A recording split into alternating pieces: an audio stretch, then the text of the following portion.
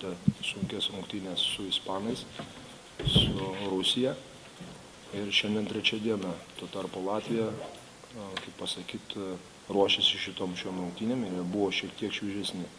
Be abejonės komandų lygis yra skirtingas. Latvijos yra ambicinga jauna komanda ir labai daug įdomių žaidėjų. Ir be abejonės tarp šių dviejų komandų visada yra savotiškas derbis. Ir jų papildomai nuteikinėti nereikia. Ir aš šitą žinodamas sakiau vyrams, kad mes turime išeiti susikaupę. Aš nemanau, kad mes pradėjom labai blogai, tačiau aš nežinau dėl ko, ar dėl nuovargio, ar gal tai susijęs su kažkokiu tai nuovargiu, koncentracijos stoka, ar tiesiog kažkur tai drausmės stoka.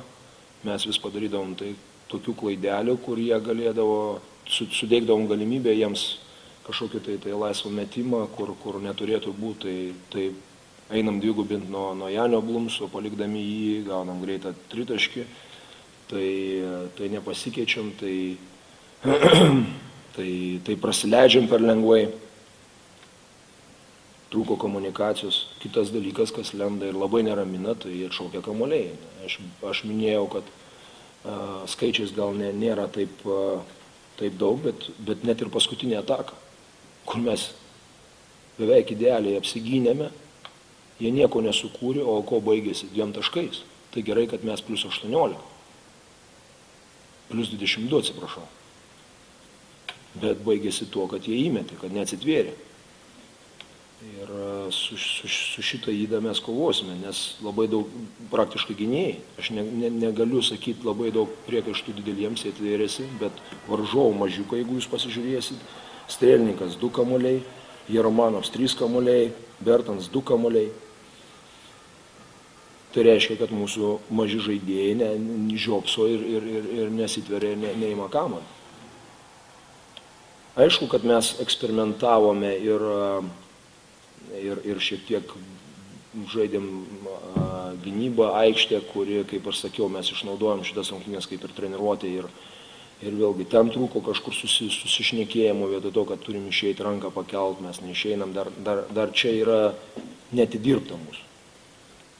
Tai čia kaip ir tokia imuosi ant savęs, bet aš specialiai nežiūrėjau į tas klaidas ir ilgiau laikiau tą gynybos sistemą, nes kada mes išmoksime. Mes turim koreguoti ir per čia ir bandyti.